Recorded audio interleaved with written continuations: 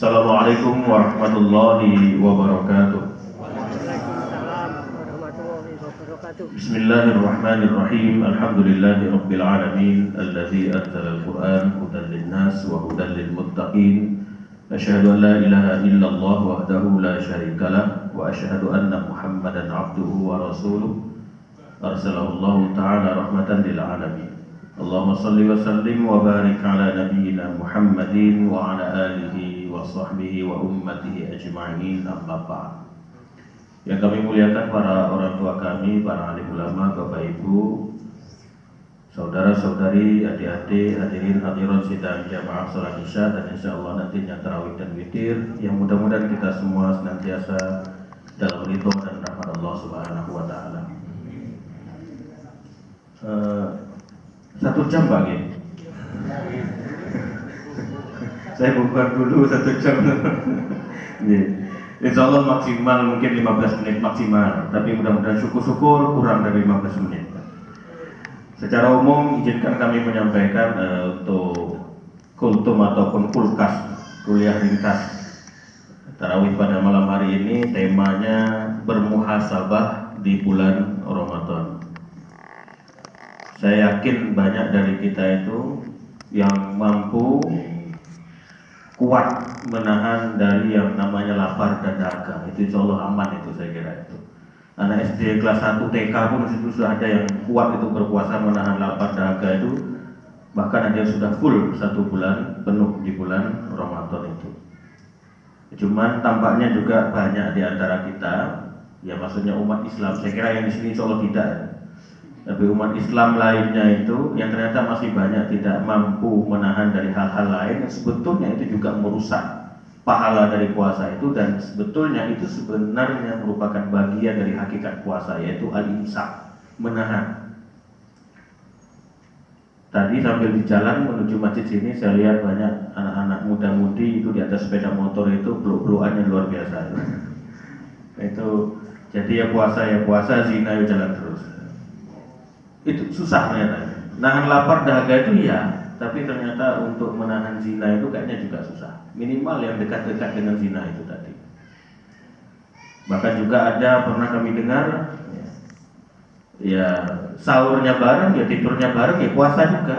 Tapi ya tadi, tapi juga ternyata tidak mampu puasa dalam makna yang hakikatnya, hanya sekedar nahan lapar dan dahaga saja. Nah tipe-tipe kayak gini itu banyak lagi contoh yang lain. Ya puasa juga, korupsi jalan terus dan lain sebagainya. Ngoplos gitu kan Pak. Nah, itu kan juga jadi problem kita saat ini. Kata Rasulullah, "Man lam yada' qaula zur wal 'amal bih falaysa lillahi hajah fi ayyada' ta'amah wa syarabah." Orang yang dia berpuasa tapi tidak meninggalkan perbuatan atau perkataan dan perbuatan dusta dan sejenisnya, ya tadi termasuk maksiat-maksiat yang beragam bentuk macamnya itu, terutama di kalangan anak-anak muda. Terus terang, kalau pas waktunya takjil itu sudah, itu karena kita lihat dia peluk-pelukannya luar biasa, padahal kalau ditanya udah nikah atau belum gitu. Maka falaysa lillahi haja ayyada' ta'amah wa syarabah. Sebetulnya Allah tuh tidak butuh dia nahan lapar dan dahaga. Tak butuh, jadi ya kasihan, dia cuma dapat lapar dan dahaga tok, tapi Allah tidak butuh pun dengan lapar dan dahaganya itu tadi. Maka Ramadan ini saya kira menjadi bulan yang penuh dengan keberkahan, dan salah satu diantaranya adalah bulan juga yang merupakan momentum yang pas untuk kita bermuhasabah kembali. Dan diantara yang pertama yang mungkin perlu kita lakukan dalam rangka muhasabah ini adalah kita melakukan pertaubatan sejati kepada Allah Subhanahu wa ta'ala. Intinya seberapa besar pun dosa yang pernah dilakukan, tetapi kalau kita betul-betul bertobat kepada Allah dengan taubat yang sejati, maka ampunan Allah itu maha luas. Para ulama menyebut syarat dari taubat itu 3 kalau hubungannya dengan Allah saja. Tapi kalau ditambah dengan hubungannya, kesalahannya sesama manusia, ditambah 1 lagi syarat untuk bertaubat itu. Kalau hubungannya dengan Allah itu yang pertama, ayyuqli'a 'anil maksiyah. Jadi dia melepaskan, meninggalkan segala maksiat yang sudah dilakukan itu. Sudah mulai puasa besok, tidak usah zina-zina lagi, tidak usah korupsi lagi, tidak usah melakukan hal-hal yang tidak lagi. Sudah dirubah itu semua, tinggalkan itu semua. Yang kedua, ayyandam ala fi'liha, menyesal, bernadam, menyesal atas perbuatannya itu. Wasalis, dan yang ketiga itu ayyazima alla ya'uda ilaiha abada, bertekad kuat dan melakukannya, tekadnya ini bahwa tidak akan mengulangi kesalahan itu lagi. Kalau kaitannya dengan urusan sesama manusia, kesalahannya itu ada kaitannya dengan manusia, utang piutang dan lain sebagainya, maka dari 3 syarat itu ditambah 1 syarat lagi, yaitu adalah wa ayyabro'a min haqqi sahibiha, hendaknya dia menunaikan hak-hak orang lain yang barangkali ada tanggungan dengannya tersebut. Kalau dia ada utang, ya kembalikan utang itu. Kalau seandainya mencuri, ya kembalikan barang yang dicuri itu.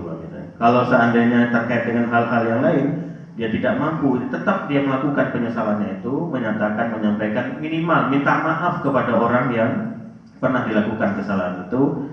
Kalau memang tidak mampu misalnya mengembalikan, tolong minta dihalalkan sama orang tersebut. Itu diantara ikhtiar yang bisa dilakukan.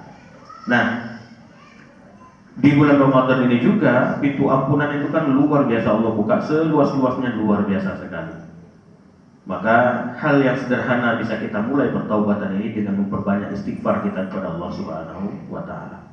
Insya Allah kalau istighfar kita lakukan itu, maka hal-hal yang baik itu akan kemudian datang kepada diri kita sendiri. Dalam surah Nuh itu kan Allah sampaikan itu, faqultu astaghfiru rabbakum innahu kana ghaffara yursilis samaa'a 'alaikum midrara, dan seterusnya. Insyaallah Pak Imam ini sudah hafal, dan kawan-kawan yang lain juga insyaallah banyak yang hafal itu. Intinya kalau seandainya kita rutin beristighfar kepada Allah Subhanahu wa taala, maka pintu-pintu keberkahan, pintu-pintu rahmat itu Allah bukakan. Pintu-pintu yang sedemikian rupa itu Allah bukakan seluas-luasnya.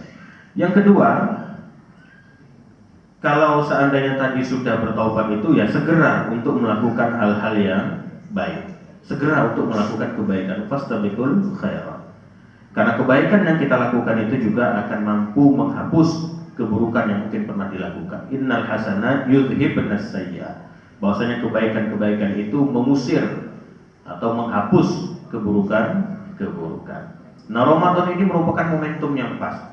Banyak orang yang kadang mau ke masjid itu malu Pak pada di luar bulan Ramadan itu. Apalagi kalau jalan rajin ya. Nah, itu sudah kendor semangatnya itu mungkin itu. Mau digoda sama yang lain. Tapi kalau di bulan Ramadan ini kan ya, karena yang nggak pernah ke masjid pun di bulan Ramadan ke masjid, jadi ada temannya banyak gitu. Jadi sehingga motivasi semangatnya itu untuk melakukan kebaikan itu juga disupport oleh orang banyak. Itu diantara kekuatan jamaah itu luar biasanya begitu. Jadi kita termotivasi untuk melakukan kebaikan. Maka pertahankan itu, kebaikan-kebaikan yang dilakukan itu, dan Ramadan ini menjadi momentum yang pas untuk melakukan perubahan diri tersebut. Setelah 2 hal ini terpenuhi, diantaranya yang ketiga yang harus kita kuatkan juga adalah perbaiki dan perkuat niat baik-baik kita itu. Karena niat kita kalau terhenti di bulan Ramadan, ya sudah, dapatnya cuma di bulan Ramadan toh. Di luar bulan Ramadan sudah hilang itu semua bacaan Qur'annya, masjid kembali sepi dan lain-lain sebagainya. Maka kita yang mengelola niat-niat kita itu agar juga nanti segenap organ ataupun tubuh kita ini, jasad kita ini juga akan bergerak sesuai dengan niat-niat kita itu. Kiranya dulu kami pernah menyampaikan salah satu bagian otak yang disebut dengan hipotalamus, yang cara kerjanya itu menangkap apa yang kita niatkan, menangkap apa yang kita tekadkan, yang kita azamkan, yang kita rasakan, dan itu akan diperintahkan ke bagian otak yang lain untuk menyebarkan hormon-hormon sesuai dengan yang dia tangkap. Kalau motivasi niatnya hanya berpuasa atau melakukan kebaikan di bulan Ramadan, dapat. Tapi kalau ini tidak terus diperbaiki dan diperkuat di luar bulan Ramadan, ya dapatnya cuma di bulan Ramadan saja. Di antaranya kontrol itu ada pada diri kita sendiri yang kita sebut dengan istilah niat. Kata Rasulullah, innamal a'malu binniyat wa innamal likulli imri'in ma nawa. Setiap amalan bergantung pada niat, dan setiap orang, kata Rasulullah, mendapatkan sesuai dengan apa yang dia niatkan. Nah, jadi kita yang kemudian mengatur hal itu. Terakhir, yang keempat, itu adalah dengan meneguhkan atau yang kita sebut dengan istiqomah, konsistensi dalam melakukan amalan itu. Mungkin bulan Ramadan kali ini tidak mampu, mungkin kita banyak-banyak melakukan kebaikan, tapi sudah berubah jauh lebih baik dibandingkan sebelum masuk Ramadan. Tidak apa-apa. pertahankan yang sederhana itu. Kecil tetapi konsisten dilakukan, sederhana mungkin, tapi kalau kebaikan itu rutin dilakukan, tidak terbatas di bulan Ramadan, tapi juga di luar bulan Ramadan, itu jauh lebih baik ketimbang besar tapi sekali tok di bulan Ramadan atau di luar bulan Ramadan, tetapi setelah itu tidak ada bekasnya lagi. Kata Rasulullah, wa inna ahabbal a'mali ilallahi adwamuhu wa in qalla.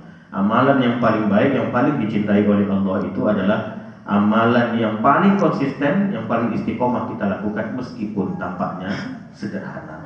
Nah, sederhana dan konsisten itu baik, dicintai oleh Allah, apalagi kalau banyak dan itu juga konsisten. Maka hal-hal yang sedemikian insya Allah kita lakukan itu dalam rangka juga kita menghindari siksa kelak di akhirat dan juga barangkali azab-azab yang Allah timpakan di dunia. Jadi kata Rasulullah, ahwan ahlin nar azaban Abu Thalib wa huwa muta'aliyah bina'laini yagli minhuma dimahu. Jadi kira-kira maknanya begini. Azab yang paling ringan kelak di neraka itu adalah dipakaikan sendal terompa yang terbuat dari api neraka itu tadi, tetapi saking panasnya itu tadi, kepalanya, otaknya itu sampai mendidih, ubun-ubunnya itu sampai mendidih. Itu yang paling ringan.